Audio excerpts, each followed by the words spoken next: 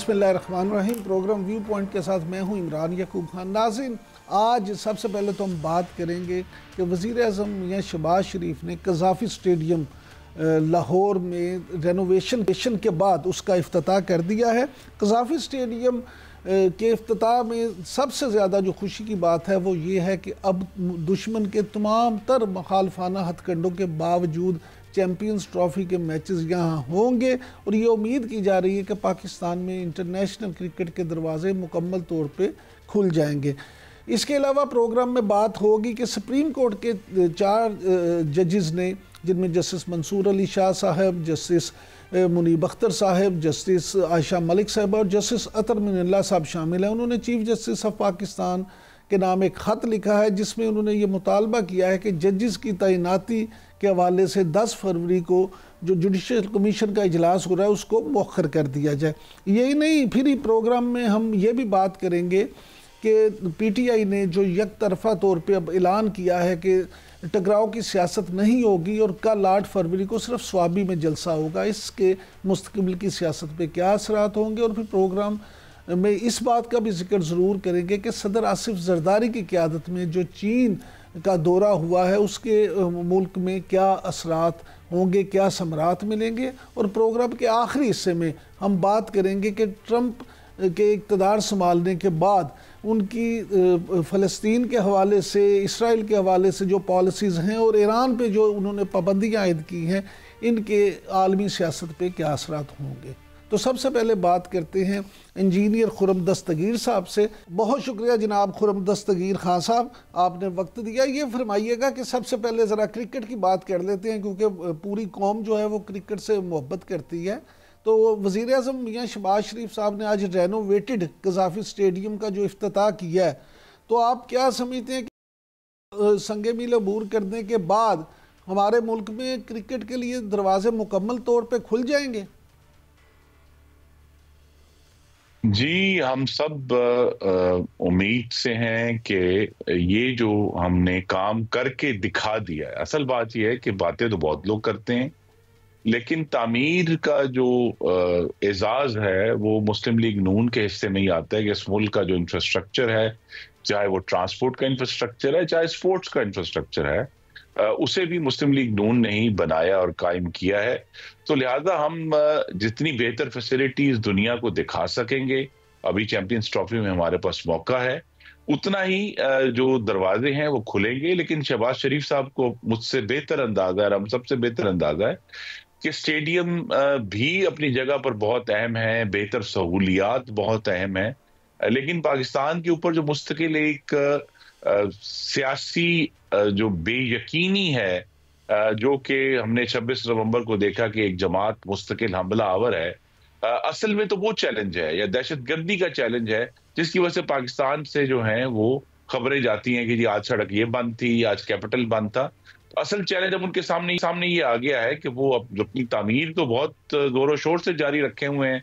मरीम नवाज साहिबा भी पंजाब में बहुत एक मुस्तैदी से और बड़े वलवले से काम कर रही हैं, लेकिन जो सियासी इस्तेहकाम का चैलेंज है वो उनके सामने मौजूद है, टेररिज्म का चैलेंज मौजूद है। अल्हम्दुलिल्लाह मुआशी इस्तेहकाम का जो टारगेट था वो भी उन्होंने हासिल कर लिया। ये फरमाइएगा खुर्रम साहब के मुआशी इस्तेहकाम पे भी आपसे अभी तफसीलन बात करेंगे क्योंकि ये तो आपका फेवरेट सब्जेक्ट भी है। ये फरमाइएगा कि सियासी इस्तेहकाम आप किस तरह से समझते हैं कि कैसे कायम हो सकता है? सियासी इस्तेहकाम तो बिलाखिर तो मुज़ाकरात से ही कायम होना है, लेकिन अगर वो जो इंतशारी टोला है वो एक दफा फिर टेस्ट करना चाहता है तो फिर उनसे मैं अपनी जाती राय दे सकता हूं कि हमें उन्हें सख्ती से निपटना है। जिस तरह पिछली दफा 5 रेंजर्स की जाने गई और एक पुलिसमैन की जान गई, वो जाने कोई अर्जा तो नहीं है कि यहाँ पे एक सियासी इंतशार की नजर जो है वो अपने सिक्योरिटी एहलकारों की जाने जो है करते जाएं और समझ जाए कि जी सियासी एहतजाज है, इसमें तो ऐसा होता है। तो एक ये हम सब को मिलकर और शहबाज शरीफ साहब को इसमें जरूरत है कि वो पार्लियामान में बाकायदा ऐसे सब्जेक्ट इसको इंट्रोड्यूस करें कि हमें अब 21वीं सदी के पाकिस्तान में जहां मुस्तकिल हमें मुआशी तौर पर एक बहुत बड़ा चैलेंज दरपेश है, हम ये इस किस्म की जो सियासत है उसके मुताबिल नहीं हो सकते। हमें ये सोचना है कि जो जमहूरी एहतजाज है उसकी क्या हदूद और कयूद है जिसमें रहकर हमें एहतजाज करना है, हमें मुख्तलिफ शहरों में किस तरह ऐसे एहतजाज करना है कि लोगों की कारोबार और रोजगार और सेहत और तालीम और दूसरे इशूज हैं वो मुतासर ना हो। ये एक बड़ा इशू है जिसपे बात करना जरूरी है, और इसका जो बराह रास्त ताल्लुक है मुल्क की मुईशत के साथ। और आपने जो कि क्रिकेट का जिक्र किया कि पूरी दुनिया में जब खबरें पाकिस्तान में जाती हैं कि सड़कें बंद है, तो उसका असर खेलों पर भी पड़ता है। और पाकिस्तान ने जो मुख्तलिफ टूर्नामेंट्स की मेजबानी करनी होती है जिसके लिए हम उम्मीदवार होते हैं, उस पर लोग उस पर शक करते हैं कि जनाब आपके हाथ तो बड़ा इंतशार है। तो ये सब चीजें कि ये जो सियासी एहतजाज है उसके मुज़मरात है, उसके कॉन्सिक्वेंसेज हैं, उसका असर है पाकिस्तान की बैनुल अक़वामी मुईशत पर भी और पाकिस्तान की बैनुल अक़वामी साख पर भी। और हम सबको मिलकर, सिर्फ एक जमात नहीं, हम सबका ये मुश्तरका चैलेंज होना चाहिए कि हम पाकिस्तान को दुनिया के सामने, चाहे हमारे अपने जितने भी इख्तिलाफात हैं, लेकिन दुनिया के सामने हम एक मुस्तहकम और आगे बढ़ते हुए मुल्क के तौर पर पेश करें। अच्छा सर, हुकूमत की जानिब से आज स्पीकर कौमी असम्बली जो है उन्होंने दोबारा पीटीआई को मुज़ाकरात की दावत दी है, तो आप क्या समझते हैं कि वो इस दावत को कबूल करेंगे या वो अपनी रविश नहीं छोड़ेंगे?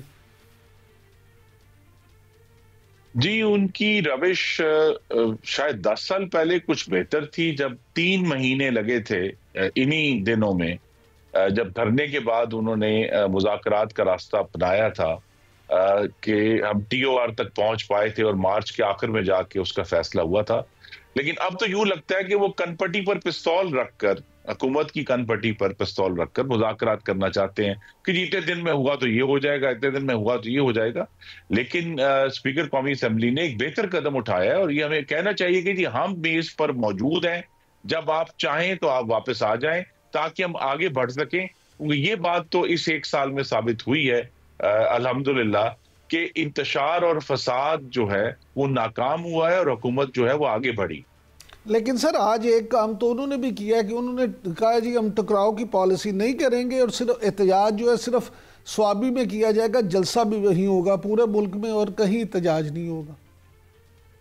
जी, तो देखिए ना, फिर वो ठोकर खा के शायद कुछ कुछ उन्हें भी समझ आना शुरू हुई है कि उन्होंने अब जो है वो बड़े मलामती खत जो हैं वो भी लिखना शुरू कर दिए हैं और जो है अब ये भी कह रहे हैं कि जी हम प्रोटेस्ट नहीं करेंगे। उन्हें ये मार खा के और 5 रेंजर्स और 1 पुलिसमैन की जानें लेकर शायद अब ये अंदाजा हुआ है कि आगे बढ़ने का रास्ता फसाद और इंतशार नहीं है। बहरहाल हमें कुछ ना कुछ जिम्मेदारी दिखानी होगी, वरना फिर अगर मामलात तो और खराब होते हैं, हुकूमत के पास बहुत सारे आईनी रास्ते हैं जिनके जरिए उनसे डील किया जा सकता है। और असल यही इशू है कि जो 8 फरवरी को, जो इंशाल्लाह कल का दिन 1 साल हो जाएगा, 8 फरवरी को पाकिस्तान के अवाम ने, खैबर पख्तूनख्वा के अवाम ने इस जमात को इंतशार के लिए वोट नहीं दिए। वोट दिए थे कि हमारी जिंदगियां बेहतर हो, हम सबके बच्चों का मुस्तकबिल बेहतर हो। लेकिन अगर एक जमात मुस्तकिल रहेगी तो फिर आप ये देखेंगे पाकिस्तान के अवाम भी पहले ही जो है अब उनसे मायूस हो रहे हैं, मजीद मायूस हों। अच्छा सर, आपने खत का जिक्र किया तो एक खत अमरीकी रुकन कांग्रेस ने भी लिखा है, आप क्या समझते हैं कि उस खत का कोई असर होगा कि आने वाले दिनों में अमरीकी इंतजामिया की तरफ से भी कोई ऐसा खत आ सकता है? जी, ये जो इंतशारी टोला है इनके पास चूंकि बहुत बड़ी फॉरेन फंडिंग मौजूद है, तो लिहाजा जिसको वो इस्तेमाल करते हुए इस तरह के खत लिखवाते रहेंगे।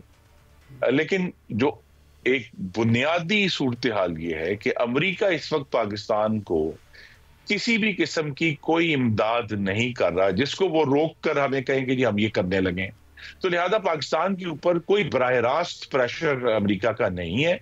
हमारे मफादात जरूर वहां मौजूद हैं, मुआशी भी और सियासी भी, लेकिन ये जो इस तरह के खत है वो आते रहेंगे। लेकिन ट्रंप एडमिनिस्ट्रेशन की तरफ से बहरहाल मुझे तवक्को नहीं है कि वो ये जो हमारा बड़ा सियासी मसाले वाला जो टॉपिक है कि जी वहां से कोई बानी चेयरमैन के लिए सपोर्ट आएगी।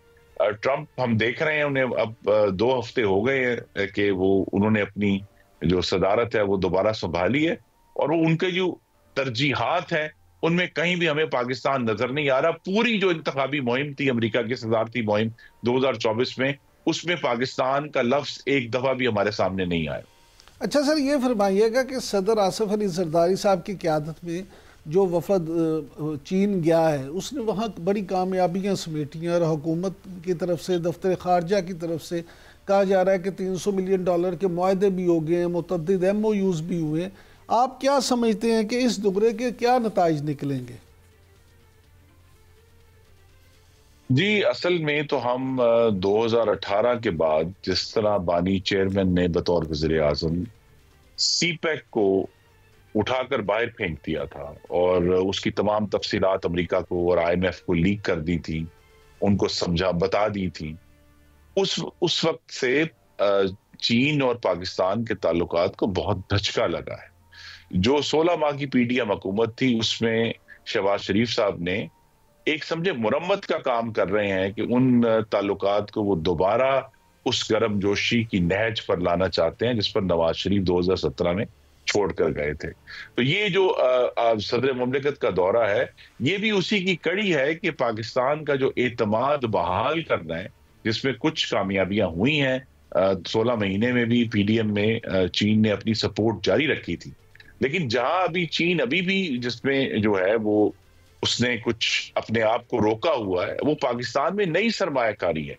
क्योंकि बानी चेयरमैन का जो एक बड़ा भयानक फैसला था सीपैक को स्लो डाउन करने का और बैक बर्नर पर डालने का, उसकी वजह से चीन के जो मुआशी मफादात हैं उसमें अभी हमें आगे जो है वो कम प्रोग्रेस नजर आती है। तो ये सारा जो सदर मुमलिकत का दौरा भी है, ये भी उसी की कड़ी है कि चीन को ये समझाया जाए कि अब इंशाल्लाह वो जो 16 महीने तो कम वक्त था, लेकिन अब अगले 5 साल के लिए एक हुकूमत मौजूद है और स्टेबल गवर्नमेंट मौजूद है। शहबाज स्पीड जिसे वो डील करते थे पंजाब में, वो भी मौजूद है कि दोबारा से जो है चीन की तरफ से पाकिस्तान में बड़ी सरमायाकारी जो है उसको हासिल किया जाए। तो ये तमाम जो विजिट्स हैं ये उसी की कड़ी।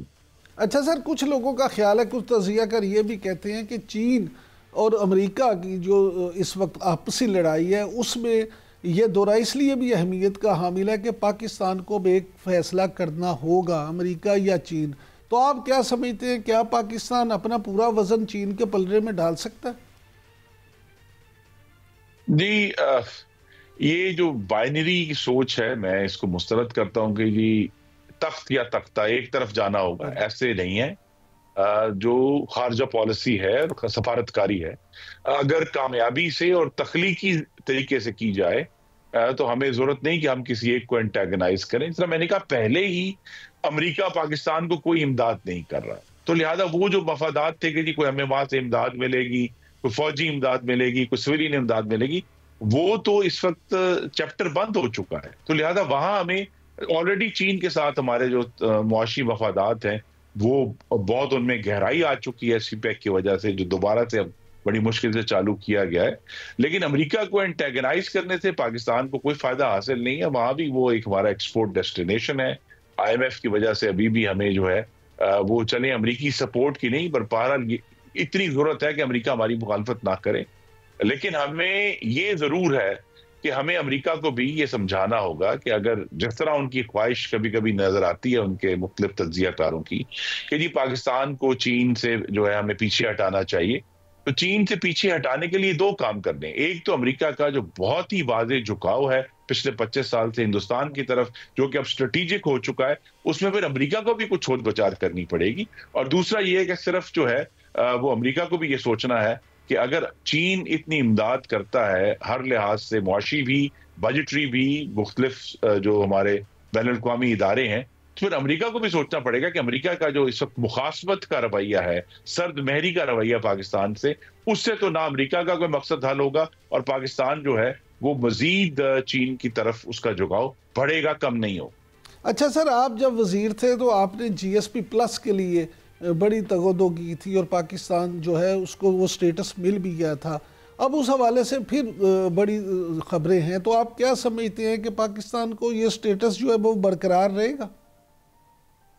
जी, इंशाल्लाह स्टेटस बरकरार रहेगा। पाकिस्तान की जो दो वजारतें इसमें अहम हैं, वजारत तजारत भी और वजारत खारजा भी, अगर दोनों में दोनों बड़े काबिल और मेहनती वज़रा वहाँ मौजूद हैं, अगर वो आपस में ताउन जारी रखें और अब पाकिस्तान का जो केस है उसको मुस्तैदी से लड़ें, तो मैं इसको उसमें कोई खतरा नहीं देखता। जो ज्यादा हम सब के लिए लम्हा फिक्र है वो ये है कि फिर यही इंतशारी टोला जो है वो बैरून मुल्क पाकिस्तानी को इस्तेमाल करते हुए पाकिस्तान की साख को बहुत नुकसान पहुंचा रहा है। ये इंतशारी टोला पाकिस्तान के मफादात को नुकसान पहुंचा रहा है, और जब पाकिस्तान के अंदर से या एक पाकिस्तान की सियासी जमात की तरफ से ऐसी आवाजें आती हैं जो हमारे GSP प्लस को नुकसान पहुंचाएं, तो हम सबको इस पर सोचना है कि ये जमात जो है क्या मुल्क की खैरख्वाह भी है कि नहीं है। अच्छा सर, ये फरमाइएगा कि हुकूमत की तरफ से बार बार बिजली सस्ती करने के दावे किए जाते हैं, आप क्या समझते हैं इन दावों की हकीकत क्या है? क्या वाकई ही इस पे अमल होगा और आवाम को तवानाई के शोबे में रिलीफ मिलेगा? जी, फौरी रिलीफ तो शायद हुकूमत के लिए एक चैलेंज हो, लेकिन 2-3 तरीकों से कुछ ना कुछ आवाम को रिलीफ दिया जा सकता है। एक तो पहली बात है कि हुकूमत अगर तमाम जो उसको हमने अपने बिजली के बिलों को टैक्सों से लादा हुआ है, उन टैक्सों को हटा ले और जिस इदारे ने जिसके वो टैक्स हैं वो बिजली के बिल के जरिए वसूल ना किए जाए, उससे वो इदारे अपना काम करे।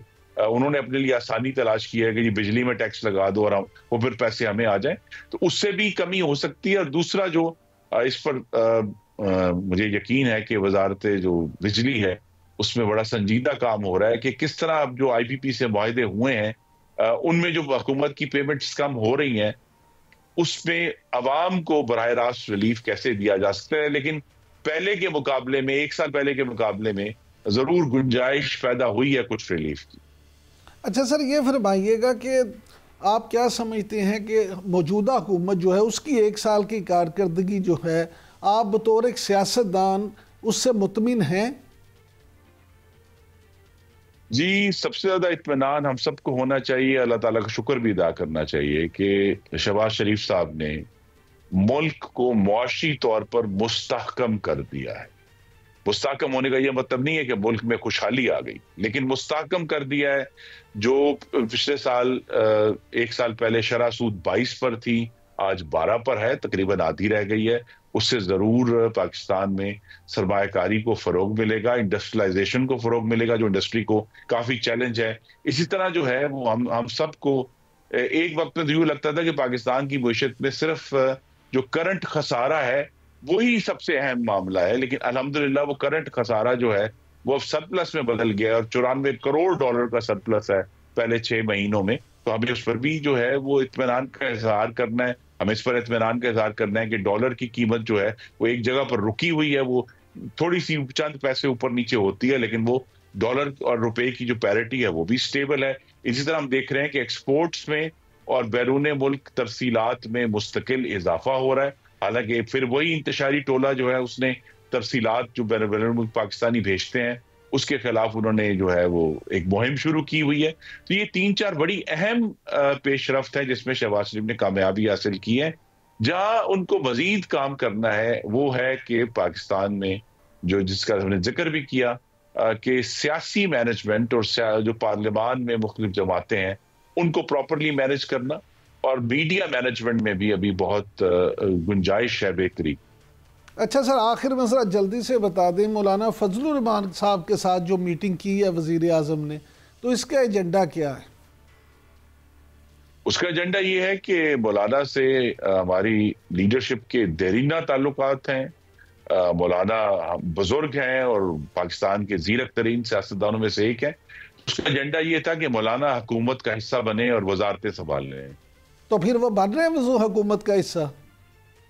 जी, अभी तो जो है जो अंदरूनी मुलाकात है उसकी तफसीलात बाहर नहीं आई, लेकिन हम अपनी कोशिश जारी रखेंगे कि मौलाना भी और पाकिस्तान पीपल्स पार्टी भी आके काबीना में वजारतें संभाले, और इससे जो है पाकिस्तान का जो सियासी इस्तेहकाम है उसको जरूर तकवीयत मिलेगी। बहुत शुक्रिया जनाब खुर्रम दस्तगीर साहब। नाज़रीन, आपने खुर्रम दस्तगीर साहब की गुफ्तगू सुनी। उनका कहना है कि हुकूमत ये कोशिश जारी रखेगी कि मौलाना फजलुर रहमान और पीपल्स पार्टी दोनों जो हैं वो हुकूमत में शामिल हों, इस तरह से शामिल हों कि वजारतें भी लें और हुकूमत के तमाम अमूर में शाना बशाना काम करें। अब वक्त हुआ है ब्रेक का। ब्रेक से जब वापस आएंगे तो हमारे साथ मौजूद होंगे तहरीक इंसाफ के रहनुमा जनाब बैरिस्टर उमैर खान नियाज़ी साहब। Stay with us.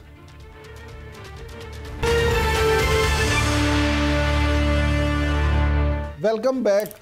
बहुत शुक्रिया जनाब बैरिस्टर उमैर खान नियाज़ी साहब, आपने वक्त दिया। सबसे पहले ये बताइएगा कि स्पीकर कौमी असम्बली जो हैं सरदार एयाज सादिक साहब, उन्होंने आज कहा है कि जी हम दोबारा मुज़ाकरात की दावत देते हैं अपोजिशन को, PTI को, क्योंकि हमने तो मुज़ाकराती कमेटी जो है तहलील भी नहीं की। तो आप क्या समझते हैं, क्या वाकई दोबारा मुज़ाकरात का कोई चांस है? देखिए, चांस तो उस सूरत में बनेगा अगर ये खान साहब से किसी साबका किसी कमेटी मेंबर को मिलने देते हैं, वो ये मैसेज लेके खान साहब तक जाते हैं और ख़ान साहब उस पर कोई लचक दिखाते हैं, तो फिर ही मुज़ाकरात शुरू हो सकेंगे। क्योंकि PTI ने तो अपनी मुज़ाकराती कमेटी भी तहलील कर दी है ना, तो बाहर इस वक्त कोई ऐसा फोरम नहीं कि जो ख़ुद से इस चीज़ का फ़ैसला कर सके, तो फ़ैसला तो करना है इमरान खान साहब ने। अच्छा खान साहब, ये फरमाइएगा कि कल जो PTI के रहनुमा भी हैं, आपके वकील भी हैं, PTI के इमरान खान साहब के वकील हैं फैसल चौधरी साहब, कल वहाँ पे अडियाला जेल के बाहर उनकी तल्ख कलामी हुई और आज जब वो गए हैं तो उनको गिरफ़्तार कर लिया गया है। आप क्या समझते हैं कि असल मामला क्या है, क्यों उन्हें गिरफ़्तार किया गया?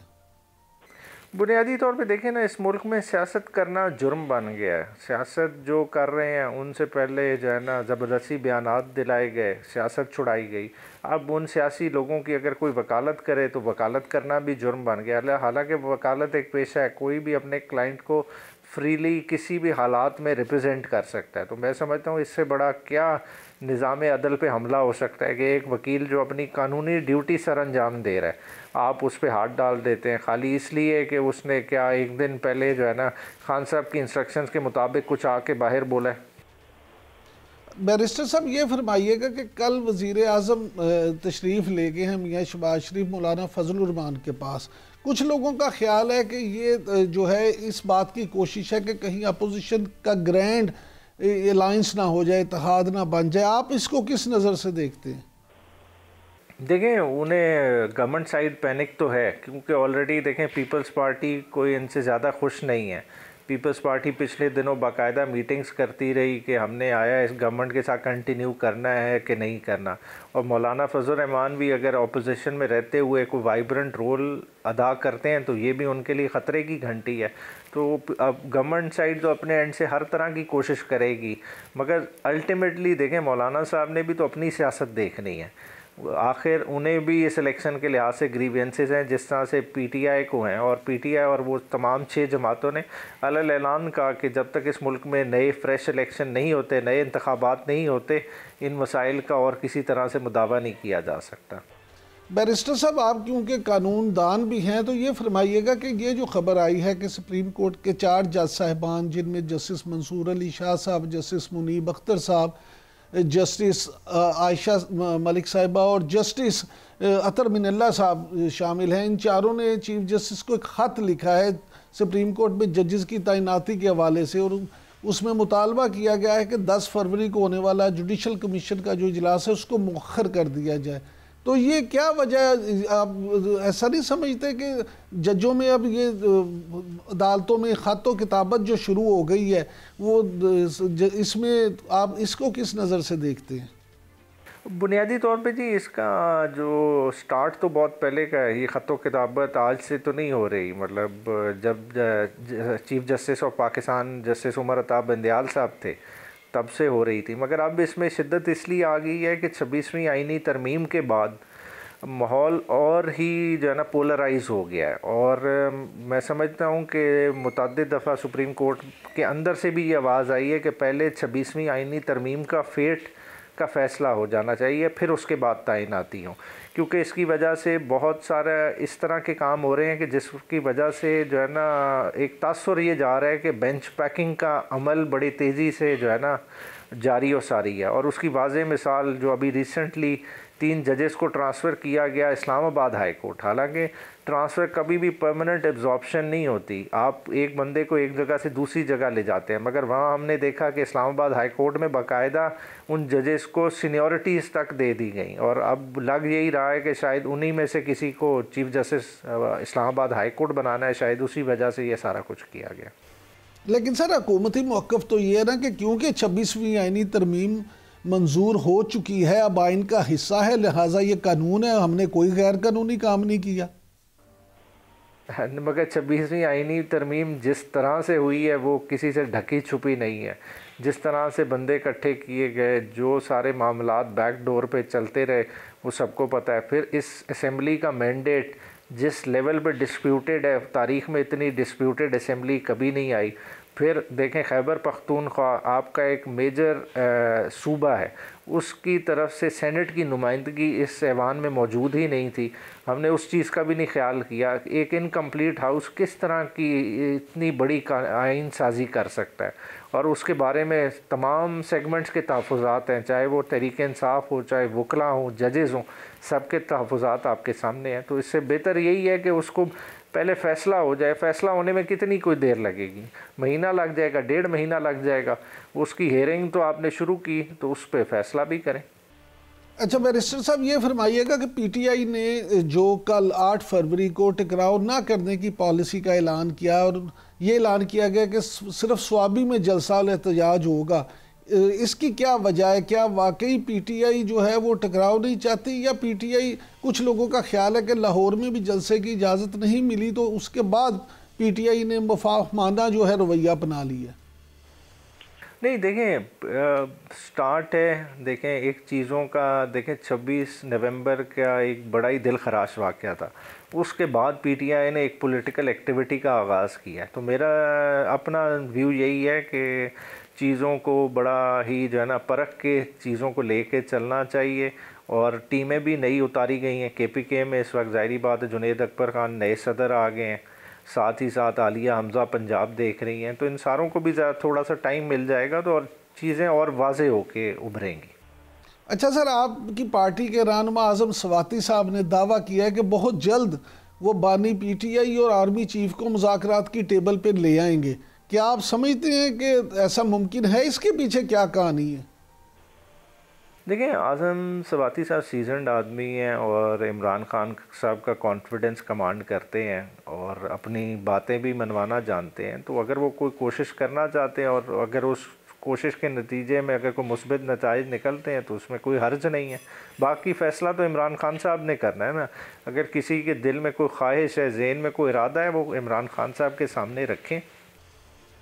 अच्छा बैरिस्टर साहब, ये फरमाइएगा कि आपके जो नाकदीन हैं वो बड़ा ये कहते थे कि जी तहरीक इंसाफ की नज़रें अमेरिका पर हैं, वो अमेरिका से रिहाई का परवाना चाहते हैं। तो अब तो चले प्रेसिडेंट ट्रंप ना सही, कांग्रेस के एक रुकन ने तो ख़त लिख ही दिया है जिसमें बानी पीटीआई इमरान खान की रिहाई का मुतालबा किया गया है।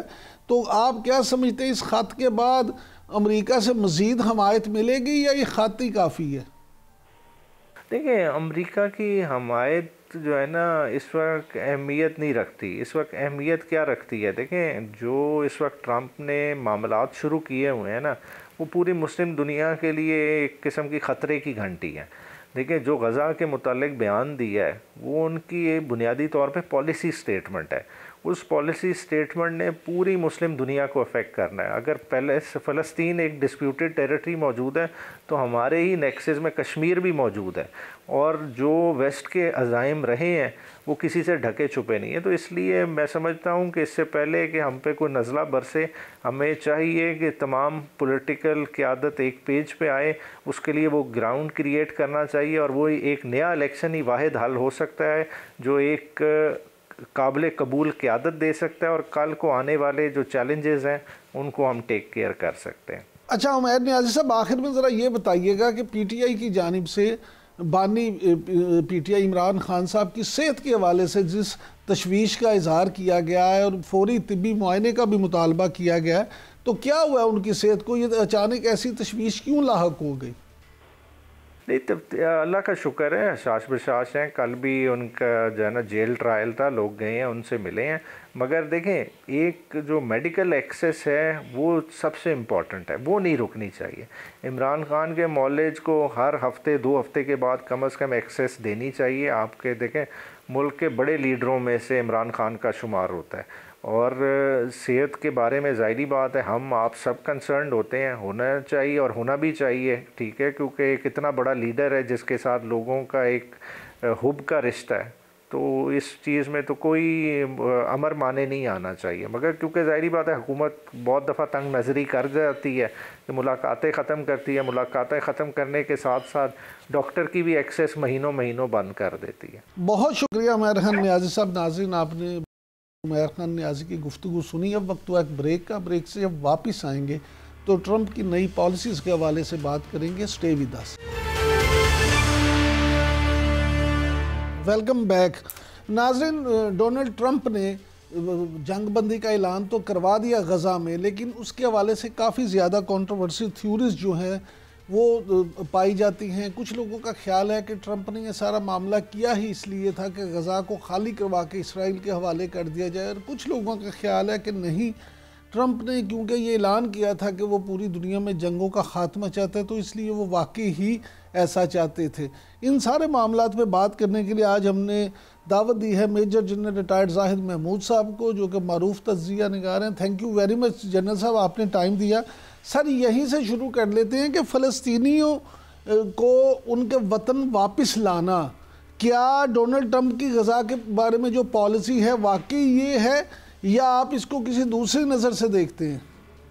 सबसे पहले तो इमरान साहब, मैं समझता हूँ कि जो डोनाल्ड ट्रंप साहब ने जो दोबारा उसको रिपीट भी किया है जो गाजा के बारे में, और जो पॉलिसी अभी उन्होंने दी है फ़लस्तीन के बारे में, ये हाईली रिग्रेटेबल है। जो खासतौर पर उन्होंने गाजा पे कमेंट किए हैं जी, और ये एक नॉन स्टार्टर है जी। चाहे अमेरिका जितना मर्जी है ताकतवर हो, ट्रंप जितने मर्जी है ताकतवर प्रेसिडेंट हो, या उनका एक इम्पॉर्टेंट रोल हो, किसी भी सॉवरन कंट्री की स्टेट के बारे में, उसकी जमीन के बारे में, उसके बारे में आप कमेंट नहीं कर सकते, आप अपना हक नहीं जिता सकते, और आप फैसला सादर नहीं फरमा सकते।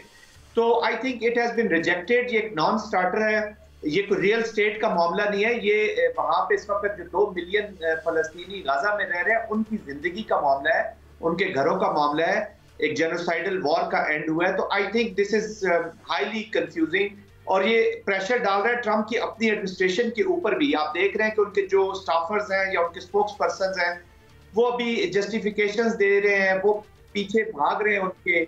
लेकिन इमीडिएटली जो उन्होंने अभी पॉलिसी अपनाई है प्रेसिडेंट बनने के बाद, उसकी कुछ वजूहत हैं, ऑफ कोर्स उन पे हम बात कर सकते हैं, तो वो टेस्ट कर रहे हैं। बट इट इज रिग्रेटेबल, और गाजा के न सिर्फ लोगों ने बल्कि सऊदी अरेबिया ने, इजिप्ट ने, जॉर्डन ने, जिसपे वो बहुत तकिया किए बैठे हैं, उन्होंने भी इसको रिजेक्ट किया है। इवन कि इजराइल के अंदर भी इसके अंदर से आवाजें आ रही हैं कि ये इस तरह का फैसला जो है वो इस इलाके के लिए एक अमन तो दूर की बात है, एक लामहदूद जंग का फिर एक और नया सिलसिला शुरू कर देगा। तो सर, जनरल साहब, यहाँ सवाल ये भी पैदा होता है कि कल प्रेसिडेंट ट्रंप ने जो दोबारा ऐलान किया है, तो ये तो उसी साजिशी थ्योरी को इससे फ़रोग मिलता है कि शायद प्रेसिडेंट ट्रंप चाहते ये हैं कि वो खुद फैसिलिटेट करें इसराइल को, और सारा मामला जो है वो खाली करवा के फ़लस्तीनियों से और ये इसराइल के हवाले कर दें। जी, मेरे ख्याल में वो नेतन्याहू को तो बातचीत उनसे तो कर ही रहे हैं, लेकिन वो जो फार राइट है इजराइल के अंदर, स्पेशली उनके जो फाइनेंस मिनिस्टर थे और सिक्योरिटी मिनिस्टर्स थे, उस तरह की जो आवाजें हैं, उनको भी मेरे ख्याल में थोड़ा सा सेटिस्फाई कर रहे हैं, जो इस सीज फायर से खुश नहीं है।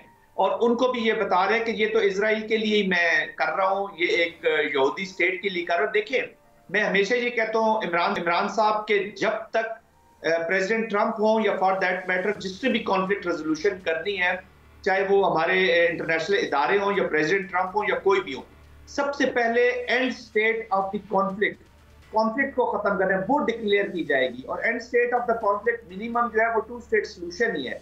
वो सोल्यूशन जो फलस्तीन के लोगों को, जो रीजन के लोगों को काबिल कबूल हो, पहले उसको आइडेंटिफाई करें कि हम जो भी मेजर्स ले रहे हैं हमारी एंड स्टेट ही होगी। ये नहीं हो सकता कि आप एक ऑपरेशनल पॉज दें वॉर में, उसका पूरा फायदा उठाएं।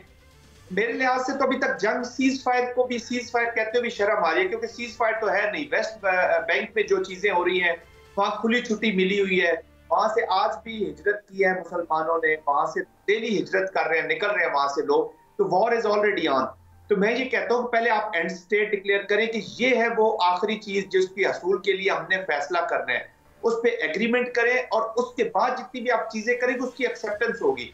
अब इस वक्त इंटरनेशनल एक्सेप्टेंस नहीं है। प्रेसिडेंट ट्रंप प्रोबेबली ऑफिस में आने के बाद उनकी दो तीन चीजें, एक तो वो जो भी इलेक्शन कैंपेन में उन्होंने क्लेम किया वो लोगों को बता रहे हैं अपने डोमेस्टिक वोटर को कि देखिए जो मैंने कुछ इलेक्शन कैंपेन में कहा वो मैं कर रहा हूँ। दूसरा, वो एक कैओस कंफ्यूजन रखना चाहते हैं मीडिया के बीच में, इंटरनेशनल कम्युनिटी, इंटरनेशनल पॉलिटिक्स के बीच में, कि लोगों को समझ आए कि मैं करना क्या चाह रहा हूँ, और वो क्विकली अपनी इम्प्लीमेंटेशन करना चाहते हैं। और तीसरी चीज उन्हें भी पता है कि आपको पता है जब मिड टर्म इलेक्शंस या मिड टर्म टेन्योर हो जाता है अमेरिकन डेमोक्रेसी में, तो फिर चीजें ये लूज, इनको उम्मीद है कि मैं शायद लूज कर दी शुरू कर, जो पॉलिटिकल कैपिटल है उसका वो पूरा फायदा उठाना चाहते हैं, इमीडिएटली बहुत सारी चीजें करना चाह रहे हैं। अच्छा, लेकिन कुछ चीजों पे रिग्रेस भी कर रहे हैं। अच्छा सर, ये फरमाइएगा कि आपको नहीं ऐसा लगता कि अगर ज़बरदस्ती गज़ा को खाली करवाने की कोशिश की गई ताकत के ज़रिए, तो हमास भी फिर जंग बंदी ख़त्म कर देगी और दोबारा इसराइल और फ़लस्तीन की जंग शुरू हो सकती है? जी, जंग तो खत्म नहीं होगी जब तक आप कॉन्फ्लिक्ट रेजोल्यूशन को इन टोटलिटी नहीं लेंगे। देखिए 1982 में भी जंग हुई, यहाँ पर जब कब्जे किए गए तो उसके बाद के ये फिनोमेनाज है, हमास हो गया, ये जो बाकी यहाँ पे ऑर्गेनाइजेशंस बनी है, ये एनिमिटी अनफॉर्चुनेटली इमरान याकूब साहब हमें समझने की जरूरत है कि ये नस्लों से चली आ रही है और अब तो खून में चली गई है जी। जिन लोगों के घर खत्म हो गए हैं, जिन लोगों के लव्ड वंस मारे गए हैं, उन बच्चों में, उन लोगों में, उन माओ में, उन बहनों में, उन भाइयों में जिनके अपने लोग मर्डर हो गए, क्योंकि जेनोसाइडल वॉर थी जी। 47,000 murder killings by Israel is not a small figure, ये कोई छोटा फिगर नहीं है। 47,000 घर समझ ले, खानदान डिस्टर्ब हुए हैं, तो ये एनिमिटी तो उनमें ही चली गई है और they have nothing to lose now. मुझे ये बताना, फलस्तीन के लोगों के पास और मजीद क्या है? मौत के अलावा उनके पास बचा क्या है जी? तो जब मौत का खौफ भी उनके अंदर से निकल जाएगा तो वो रेजिस्ट करेंगे। रेजिस्टेंस इनजस्टिस के खिलाफ हमेशा होती रही है, चाहे वो फलस्तीन हो या कश्मीर हो, ये कंटिन्यू रहेगी, नई शेप में भी चली जा सकती है। और जो प्रेजेंट फोर्सेस ऑफ रेजिस्टेंस है वो जरूर एक्टिवेट होंगे और फिर शायद दुनिया ट्रंप के या अमेरिका के या इस इंटरनेशनल एटीट्यूड की वजह से उनकी इस वॉर को जस्टिफाई भी समझना शुरू हो जाएंगे। अच्छा सर, यहाँ ये प्लीज़ बताइएगा कि सदर ट्रंप की तरफ से ईरान पे जो नई पाबंदियाँ लगाई गई हैं, आप क्या समझते हैं इससे ईरान और स्पेशली इस रीजन पे क्या फ़र्क पड़ेगा? जी देखिए, ईरान की वजह से देखिए जो मिडिल ईस्ट की पूरी वॉर है, इमरान याकूब साहब हमें समझने की जरूरत है कि वो एक रीजनल वॉर की शक्ल उसने इख्तियार की। ऑलरेडी ईरान डायरेक्टली और इनडायरेक्टली, बल्कि डायरेक्टली अभी तो इस वॉर के अंदर शामिल हुआ है जी। अब ईरान उसको रिस्पॉन्ड कैसे करेगा? ऑफ कोर्स वो इसी रीजन में रिस्पॉन्ड करेगा और इजराइल का और ये जो कॉन्फ्लिक्ट है ये बढ़ता चला जाएगा और ईरान की डिस्टेबलाइजेशन जो है उस रीजन को डिस्टेबलाइज करेगी। लेट्स से कि वो पाबंदियां लगाते हैं और ईरान जो है वो परसू करता है अपने न्यूक्लियर प्रोग्राम को भी, अपने बाकी पॉलिटिकल मिलिट्री ऑब्जेक्टिव्स को भी अगर वो परसू करता है तो फिर वार का शदीद खतरा है। And the way president Trump जो इस तरीके से वो बिहेव कर रहे हैं या उन्होंने जो just after taking over his office जिस तरीके से उन्होंने चीजें चला रहे हैं वो अनप्रेडिक्टेबल है। वो ईरान को एंगेज भी कर सकते हैं और खुदा ना खास्ता अगर ईरान की एंगेजमेंट या जो स्ट्राइक्स है वो ईरानियन न्यूक्लियर या उनके जो एनर्जी साइट्स हैं उनके ऊपर आती हैं तो फिर उसका भयानक नताइज निकलेंगे। और देखिए चाइना इस रीजन में है, रशिया इस रीजन में है, ऑलरेडी रशिया और यूक्रेन की वॉर हो रही है, तो ये फर्दर इसको डिस्टेबलाइज करेगा जी पूरे रीजन को। और इनकी जो इंडो पैसिफिक स्ट्रेटजी है अगर उसके बीच में ये इकोनॉमिक के बाद अभी मिलिट्री भी एप्लीकेशन कर देते हैं तो फिर वर्ल्ड जो इंटायर वर्ल्ड का पीस है जी वो चैलेंज हो जाएगा जी। तो फिर उसके बाद कैओस और कैओटिक एनवायरनमेंट ज्यादा बढ़ेगी। जनरल साहब ये फरमाइएगा कि अमेरिका के अंदर भी अगर हम देखें तो नॉन इमिग्रेंट को लेके जो मसाइल इस वक्त हैं और इसके अलावा पूरी दुनिया में जो इमदाद उसने बंद की है उसके हवाले से ये दोनों इश्यूज़ पे खुद अमेरिका में भी मुजाहरे हो रहे हैं। तो क्या आप समझते हैं कि अमेरिका के अंदर भी ट्रंप की ताज़ा पॉलिसियों के बाद अनरेस्ट बढ़ेगा? जी मैंने देखे इमरान साहब, एक अभी आप थोड़ी देर पहले पिछले सवाल मैंने आपको कहा था कि ये जो पॉलिटिकल कैपिटल है ना जी, जो इसकी पॉपुलैरिटी है प्रॉबेबली विद वो जो अपने इंटरनल चीजों को एड्रेस करने के बाद ये इसमें मुझे लगता है कि कमी आएगी जी, इसलिए वो जल्द से जल्द ये चीजें करना चाह रहे हैं। देखिए यूएस एड एक ऐसा जिसकी तरफ आप इशारा करें जो इन्होंने बंद की है मुख्तलिफ ममालिक की, वो बहुत सारी दुनिया के साथ एक इकोनॉमिक एंगेजमेंट के थ्रू लीवरेज बढ़ाती है यूनाइटेड स्टेट्स ऑफ अमेरिका की। यूनाइटेड स्टेट्स ऑफ अमेरिका में अब भी बहुत सारा एक ह्यूज तबका ऐसा है जो अपने आप को एक वर्ल्ड लीडर के तौर पर देखना चाहता है, इफेक्टिव देखना चाहता है। और इकोनॉमिक एंगेजमेंट या सोशो इकोनॉमिक डेवलपमेंट लोगों कंट्रीज की डिफरेंट की करके वो अपनी रेलेवेंस एक रखना चाहते हैं। ट्रंप ने और अमेरिका के अंदर एक ये सोच भी रही है मैं बहुत अरसा, और वो क्लेम भी करते हैं बड़े प्राउडली कि अमेरिका इज फॉर ऑल। दुनिया के कहीं मुल्क से भी, दुनिया से कहीं से भी लोग आके यहाँ पे आबाद रह के अपने आप को प्रोग्रेस कर सकते हैं, तरक्की कर सकते हैं। तो वो दुनिया की प्रोग्रेस को अपने सोसाइटी के साथ एक उनका एक सिस्टम चल रहा था जो उसमें वो उसको तस्वर करते, तो उसको एक हैम्पर किया गया है। और जिस तरीके से अभी यूएस एड रोकी गई है खासतौर पर उन ममालिक की अफ्रीका में या थर्ड वर्ल्ड कंट्रीज में जहां पे बहुत प्रोमिनेंट एक थोड़ी सी लीवरेज मिलती थी अमेरिका को, वो रिस्ट्रिक्ट हो रही है। तो कुछ अमेरिकन इसको एक अपने लिए एक प्राउड ऑर्डर्स नहीं समझ रहे। फिर इमिग्रेंट्स की वजह से वहां पे देखे लोग सोसाइटी में बहुत अरसे से रह रहे थे, वो काम कर रहे थे, चीप लेबर उसी शक्ल में लोगों को अवेलेबल थी, तो बहुत सारे लोग उससे इफेक्ट हुए। तो ये वो तबका है जो इसको रेजिस्ट कर रहा है। और फिर डेमोक्रेट, अब देखें जो पॉलिटिक्स है वहां की जी, अब किसी न किसी शेप में उन्होंने काउंटर तो करना है रिपब्लिकन और डेमोक्रेटिक्स का जब आपस में कंपैरिजन होगा। पॉलिसीज जो हैं उनसे ना सिर्फ दुनिया बल्कि खुद अमेरिका भी बहुत सारी चीज़ मुतासिर होगा। और जनरल साहब का ये कहना है कि टाइम गुजरने के साथ साथ प्रेसिडेंट ट्रंप जो हैं वो उनकी मकबूलियत में भी कमी होगी। आज के लिए इतना ही, आपसे मुलाकात होगी कल दोबारा, तब तक के लिए इजाज़त दीजिए। अल्लाह निगहबान।